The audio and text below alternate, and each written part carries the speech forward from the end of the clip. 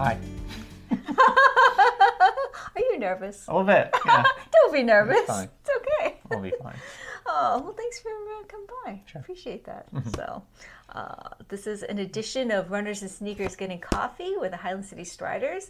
We've been absent a little bit, but we're going to be getting back into the swing of things. So, my first guest is Erik Dunbar. Thank you so much for coming. Of course. So, we have to address the elephant in the room.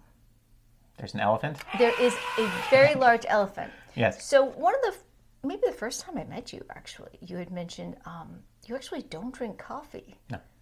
So what's in your cup right there then? I don't know. What'd you put in my cup? Maybe you should taste it and tell me what you think. In my nice Highland City Striders mug. It's clear liquid, just so everyone knows. It's water. Okay. I was tempted to put vodka in there, but I don't taste anything else in the water. no, it's just water. Okay. No arsenic or anything like that. But the funny thing about this is, Dave had started the series and it was Runners and Sneakers Getting Coffee, but of course we couldn't do coffee for you. But Right. we thought maybe nice cold Marlboro well water would taste good for you. It's better than the PFAS I'll get in my water in Hudson, so I'll take it. But we also brought, just in case you're interested, we have some non-alcoholic beer. We've got some tea, some apple juice too. You never know. Pepsi is not a sponsor. But call us if you'd like to sponsor us, Pepsi. We would love to have you. And we also have tea and juice box. So if you get thirsty for anything other than water, just feel free. Perfect. So Thank you. Anyway, so would you have a morning ritual before you go for a run that you obviously you don't drink coffee, but do you have like a big Gatorade or anything like that, food before you go? I try not to do fluids because I don't want to have to go to the bathroom during the run. I have been trying to be more mindful of nutrition, so I make sure I eat something. Otherwise, I tend to lean too hard on like Cliff Blocks and stuff during, and it's just they're fine, but it's just like I don't want to I don't want to make those like a staple in that way. Those are for like more. I think of that as emergency food. Yeah. If I'm like getting gassed out and I need something just to drop in, but I've been trying to be more mindful about having something to eat before a run. Right now, it's because I'm sticking with my nutrition plan from my gym. I've been and I do basically all morning running, sticking with what's on that plan, which is largely bread with almond butter, some milk, and an apple if I feel like eating the apple. But usually I just load up on that kind of stuff. I don't know if you heard that, but he just said milk before a run. Why is that bad? Really? Is it bad? I'm asking. I don't know. It's just on my meal plan, so I just really quick. It's not a lot. It's just like 6 to 8 ounces if of it milk. works for you, that's awesome. I don't know personally. I would eat milk, but I do eat yogurt before a run, so that's okay. I don't know the lactose. No, it doesn't. Yeah, that's good. Yeah. Good for you. Yeah. So. Well, I mean, when I lived in Colorado, and I was getting ready for an event on a weekend, my version of carbo loading was, or I shouldn't say carbo loading because I wasn't really that mindful, but I'd go get a small pizza from my pizza place 12 hours ahead of time. Okay. So the night before, but like an earlier dinner, so not like 8 or 9 o'clock, and eat that, and then in the morning, I think it was just water. And have you been running for a long time, or? I picked it somewhere in my 30s when I lived in Washington, D.C. I can't pinpoint a year. But yeah, there was I can't think if there's an event or something. I'll be honest, I was never a fan of running. I don't like running per se. I liked biking. Yeah. So I'd cycle, and when I lived in DC, I did a lot of cycling because I'd commute to work that way and stuff like that. Then I moved close enough to work. I lived in the city where it was like a mile or two, or I'll say 2 miles from work. And it's like that's not really a ride, and then you're on city streets, so it's really not a ride at all. What drew me to running was it worked for time. It didn't, I didn't have to deal with the bike or anything. It was just shoes. Yeah. So it kind of sprung out of that. I forget exactly, because I forget when. It was just somewhere in my 30s. I needed something that I didn't need a lot of stuff. And running grew out of that. And then I think the place I worked at the time, they were sponsoring a team for the Komen Race for the Cure, because one of the people at the time had been diagnosed with cancer, and they were doing a 5K. And so I got ready for a 5K. And then once I had done that, and once I was in, I know the bug that kept me going. Yeah. So yeah, that's kind of how it all kind of came together. It wasn't like a decision or a thing. It was just kind of happened. Happened naturally. Yeah. Yeah. No, I think that's some of the best running stories are just people ease into it and then they catch the bug. Yeah. And everyone says that running is a cheap and easy sport, but I don't know. I feel like the longer I'm in it, the more expensive and complicated it gets. Yeah. And you just ran just a few months ago in November, the Turkey Trot, and I understand you totally crushed it. I did well for me. I did not hit what I wanted to hit, but I was not unhappy with my performance because I worked with Coach and he trained me all summer, and he got me back to a place where the fastest I had been was in 2018. So you had just mentioned a couple minutes ago that you have a coach. Tell me about that. Yeah, for those of you who don't know, his name is Steve. We call him Coach, and he generously donates his time to helping those who are looking for help running. And last year was the first year I ever used him. And he was extremely, extremely helpful. There was times, because where my race was so late in the year, because I know there's a marathon training season now, and everyone was getting ready for things in the fall. By the time the Turkey Trot is, mostly everyone else is done. But he still showed up at the track at like 5:45 in the morning to help just me. Wow. Train. And then he would go out running after that, but for his activity. But he would just to train me, and I was like, and then he, on the race day, he was every couple miles, he would drive out every couple miles, stop and see how I was doing, and then advance to the next point, wait for me to go by and check on me and be there for motivation and everything. I've never experienced anything like that. Wow. So what a dedicated... He was amazing. He must be really well paid. Right? What kind of sneakers are you using now? Right now I trade between Mizuno's and Brooks. I've been in Mizuno's for I think ever since my first fitting, whenever that was. Again, more than a decade ago at this point.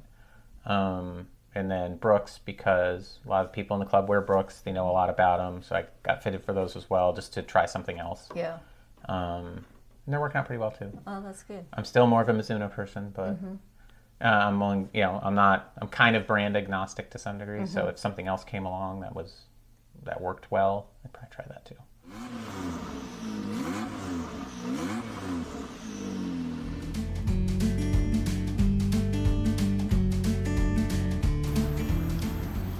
And I finally completed my Factory 5 Roadster kit.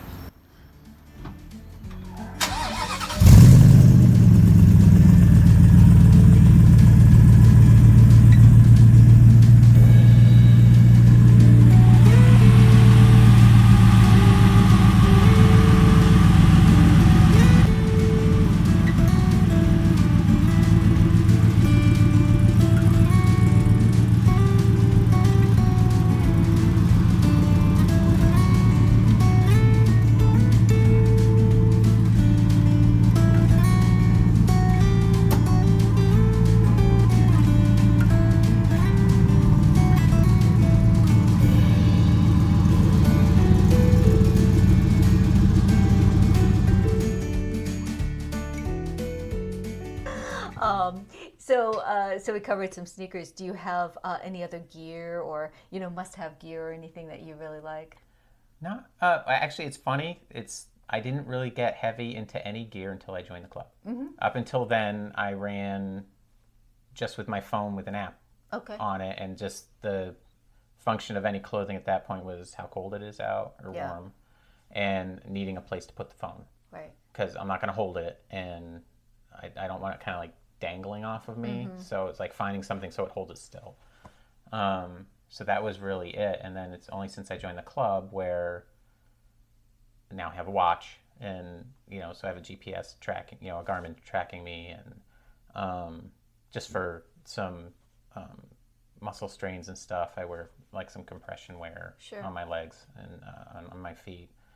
But beyond that, actually, and that probably the most obvious piece I've added was my Nox gear vest. Yes. Because the longest time I resisted that because I just had this thing about that looks corny and dorky and all that kind of stuff. But it's like, you almost get hit by enough cars. Yeah. It kind of makes a difference. Yeah. So, where do you see yourself in 10 years with the running? I don't know. I'll be happy if I'm just still running. Yep. Nothing's broken down or anything like that. I'll be happy if I'm just still participating. For the most part, as far as performance things, again, I talked to Coach Steve, and just here's every year here's the things I want to try to do, and just listen to his guidance to get there. That's why I have an expert. So the last, I think, serious goal I have is I want to complete that particular 10 miler, the turkey trot, in a certain time, and then once I do that, then I'll figure out the next thing. But beyond that, I'm just happy to show up and run and just participate. Yeah. So there's this game, that's in pop culture. It's a Date, Marry, Dump. That game. So we'll just play that for a second here. I don't like where this is but going. It's going to be the running edition. Okay. All right. So Date, Marry, Dump. Beach, trail, or road?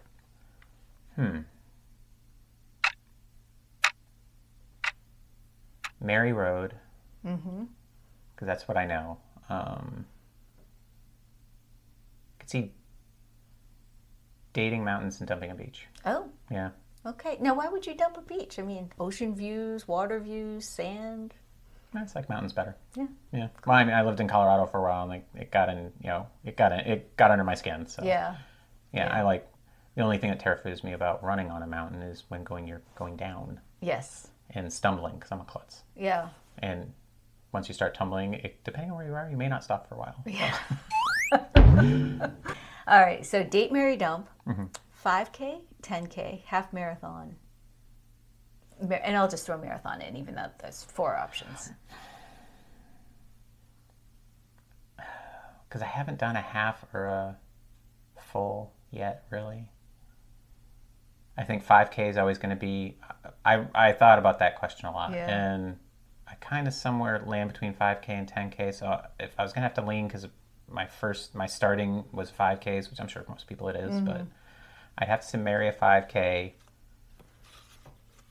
I don't want to dump anything. Yeah. That's the problem. I think he just wants to run. Right. I just want to run. So I would marry the 5K, date all the other ones. Can I do that? Is that allowed? That's allowed. Okay. I mean, this is just a made-up game, so right. you can make the rules any way you like. Okay. I really like that half marathon distance, though, because I feel like it's one of those distances that you can do some 10-mile runs on the weekend and do some speed work throughout the week or some hills, and you don't the training commitment is not quite as great as if you're going for the marathon or the slightly longer distances, for sure. But so one of the things that when I first met you, I really enjoyed was your sense of humor.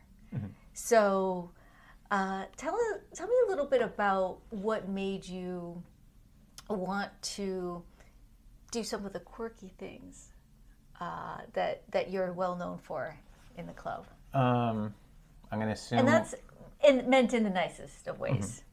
I'm going to assume one of them is the photo thing where I don't look at the camera. That partly started with I don't like being on camera. Oh. Yeah. Well, this is good to know then. Testament to Judy's convincing skills. Good at sales. Yeah. I don't like being on camera, so I'm like, well, I think a few times I looked away. And early on in the club, and other times I just look at the camera, whatever. And then we're showing up for, I think it was the Hyannis Relay. It was before the race, it was at the Hyannis Relay. And Andrew mentioned something. He was scrolling through pictures. He said, "Erik, we kind of know something about you." and And he says, you never look at the camera. So that day I decided every time there's a picture, don't look at the camera. Yeah. And then sometime later, I was talking to Sarah, and I was, because I'm new to the club, I'm still getting a feel for it. And I was like, well, what about, I was asking her about things about the club. What about this or that? And she goes, and I see they wear like banana hats to the Boston Marathon volunteering group. And she said to me, Eric, this club does everything at 120%. And I took that to heart. I was like, oh, so I've just been given license to be my most ridiculous self. Yes. So then I just kind of owned it and ran with it. Sure. Yeah.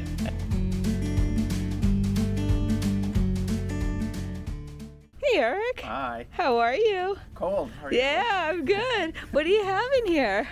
Well, our traditional water stop. Oh, that Cups, is so nice. Water, whatever Andrew gave me, Gatorade, even some coconut water in there. Yeah, a little bit of A nutrition. bit for everybody. And Awesome. plenty of Peter's provided cups. Nice. Even better. Give everyone a reason to go out for a run today. Today? Or You sure you want to pick today? tomorrow. I'm just I kidding. mean, it's a balmy 28 degrees out, but it is sunny.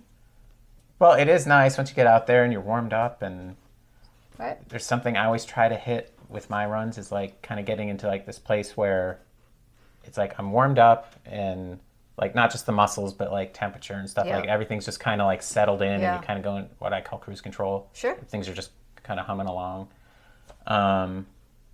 I just like that feeling. Mm-hmm. So I don't know if other people experience that, but Did you get a runner's high as well halfway through the run? sometimes, yeah, like out of nowhere, I'll just suddenly be like, oh, I'm doing 10 miles, and at mile 5, suddenly I'm like, wow, everything just kind of woke up more. Right. I'm still having like some struggles with the tail end of a 10 mile, but there's still times where I hit that place, which is kind of nice. So, Right. So if you're in just a euphoria, Yeah. and it's just like I said, you don't need a lot to do it. You can just pick a distance, pick a time, and just, I guess, like I said, that's how I came to it. I just started doing it one day, and it's been great. So I just kept with it, and so I enjoy it. So that's, I guess, not specific, but if you want to go for a run, it's an easy thing to start. Maybe so. find a good running club Right. with some great people in it That too. to join as well. Yeah. Well, that's great. Well, thank you so much for coming by, Eric. I really appreciate your time and glad we could spend a little bit of time together and chat about running. So this is great. Thank you for having me. Thank you.